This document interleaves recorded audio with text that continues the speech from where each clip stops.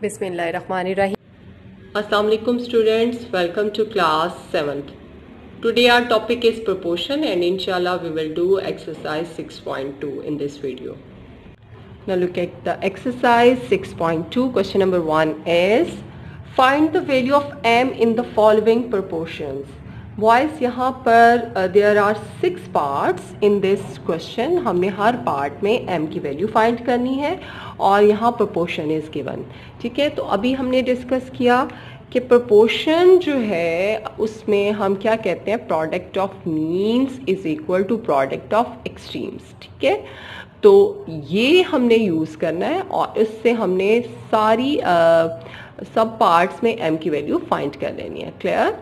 तो अब यहाँ पर देखें m lies in mean position, ये मीन पोजीशन पे m लाई कर रहा है.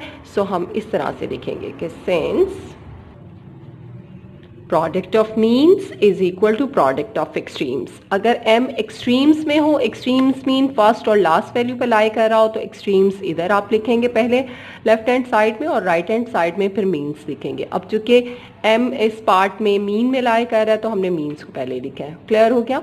अब हम इसमें वैल्यू पुट करते हैं. ये देखें, आप इस तरह से इसको बना लेंगे. ये है एक्सट्रीम वैल्यूज. ओके, और these are mean values. तो product of means 3 into m, product of extremes 13 into 6.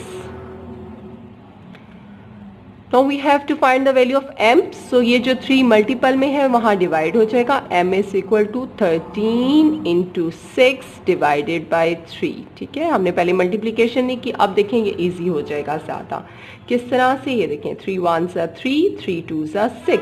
ठीक है, तो 13 2s are 26. So the value of m is equal to 26. So it is very easy question. Hence m is equal to 26. Now look at the next part. Now look at this fifth part. In fifth parts, the value of m lies in extreme values. ठीक है, तो अब हम यहाँ पर इसी तरह से लिखेंगे proportion. We know that in our proportions, product of extremes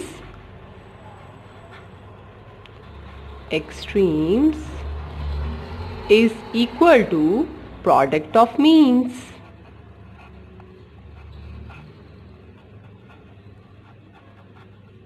ठीक है, अब ये बेटा ये एक्सट्रीम वैल्यूज हैं और ये मीन्स. क्लियर हो गया? अब एक्सट्रीम्स को मल्टीप्लाई करना है. 0.21 इंटू m. मैं फिफ्थ पार्ट इसलिए करवा रही हूँ, फर्स्ट पार्ट करवाया और सेकंड थर्ड फोर्थ पार्ट जो है वो उसमें भी होल नंबर्स इन्वॉल्व हो रहे हैं. तो फिफ्थ और सिक्स पार्ट ऐसे हैं जिसमें डेसिमल्स फ्रैक्शन मौजूद है, इसलिए मैं इसको करवा रही हूँ ताकि आप इसको सॉल्व करना ज़रा आपको लगेगा तो वो आप सीख जाएं, मुश्किल लगेगा तो. अब ये देखें, प्रोडक्ट ऑफ मीन आ गया 6.3 into 0.06. Is it clear? Okay, now we have to find the value of m. So put m here और ये जो मल्टीपल है उधर डिवाइड हो जाएगा. 6.3 इंटू 0.06 डिवाइडेड बाय 0.21. क्लियर?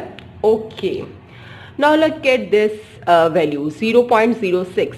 इसमें 2 डेसिमल प्लेस वैल्यू है और 0.21 ये भी 2 डेसिमल प्लेस वैल्यू है, इसलिए 0 पॉइंट और पॉइंट इन दोनों का पॉइंट खत्म हो जाएगा. ये आ जाएगा 6/21. ठीक है, okay. Now look at this value. Decimal in दोनों का रिमूव हो गया. अब इस वैल्यू को देखें, 6.3 पॉइंट के बाद एक डिजिट है, तो हम इसका जब डेसिमल रिमूव करेंगे तो हम इसको ऐसे लिखेंगे 1 डेसिमल की प्लेस पर और 3 की प्लेस पर 10. ठीक है, तो ये आ गया 63 डिवाइडेड बाय 10. अब नेक्स्ट स्टेप में इसको लिख लेते हैं. यहाँ पर तो हमने कुछ कटिंग कर दी. 63 into 6 divided by 10 into 21. Clear हो गया ना? हमने डेसिमल्स किस तरह से रिमूव किए. 0.06 और 0.21 दोनों 2 डेसिमल प्लेस वैल्यूज हैं. इसके में भी डेसिमल के बाद 2 डिजिट्स हैं और इधर भी डेसिमल के बाद 2 डिजिट्स हैं, इसलिए इन दोनों का डेसिमल डायरेक्टली रिमूव हो जाएगा. इसका डेसिमल रिमूव करने के लिए हमने क्या किया कि डेसिमल को रिमूव किया तो 1, और डेसिमल के बाद एक डिजिट है तो 10 लगा दिया। क्लियर? अब कटिंग होगी, यहाँ पर कटिंग कर लेते हैं। 3 2s are 6 और 3 7s are 21। ठीक है, ओके। अब ये देखें, 7 1s are 7 और 7 9s are 63। अब 2 1s are 2 और 2 5s are 10। सारी कटिंग डाली हमने। ठीक है, मजीद 9 और 5 की कटिंग नहीं हो सकती, तो m इज इक्वल टू 9/5। अब बेटा चूंकि स्टेटमेंट में वैल्यूज डेसिमल में थी, तो यहाँ m की वैल्यू को भी हम डेसिमल में लिखेंगे। सो इसके लिए हम क्या करेंगे कि इसको डिवाइड कर देंगे। 5 1s are 5, माइनस किया 4 और पॉइंट लगा के 0, 5 8s are 40। क्लियर हो गया? So the value of m is 1.8. Hence, m is equal to 1.8. Clear? Now move to next part. Now boys, look at this sixth part. ये भी decimal fractions are involved here. 1.1 ratio m is equal to 0.55 ratio 0.27. So it is a proportion, and in proportion we know that since यहाँ पर m जो है in a mean position है, centred value है, इसलिए हम यहाँ लिखेंगे since product of means is equal to product of extremes.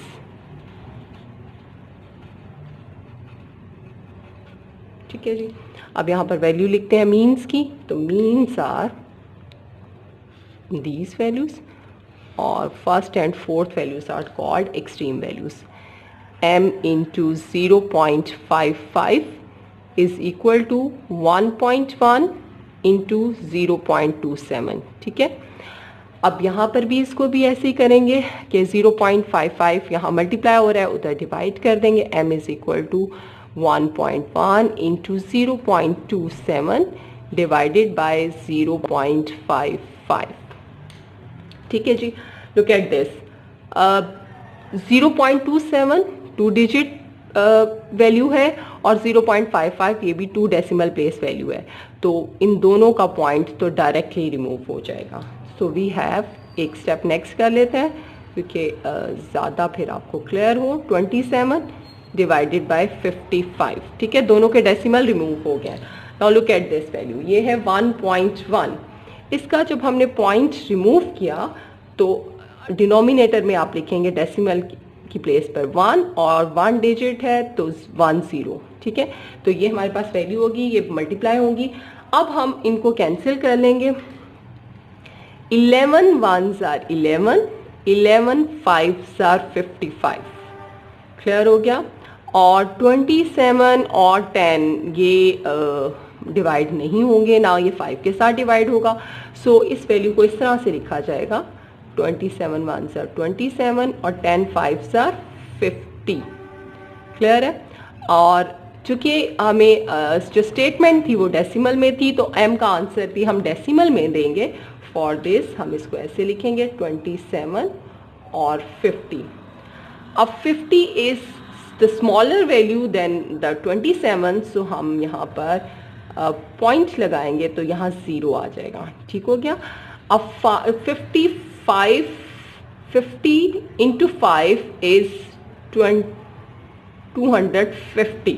ठीक है, 50 को 5 से मल्टीप्लाई किया तो 250 और इसको सब्ट्रैक्ट करें, वी हैव 20। ठीक है, अब डेसिमल लगा हुआ है तो 1 0। नेक्स्ट स्टेप 200, 5 4s are 20 होता है, 5 4s are 20 और ये 0 डायरेक्टली यहाँ पर, यानी ये 200 हो जाएगा। 50 इंटू 4 इज 200। ठीक है, ये पूरा ख़त्म हो गया।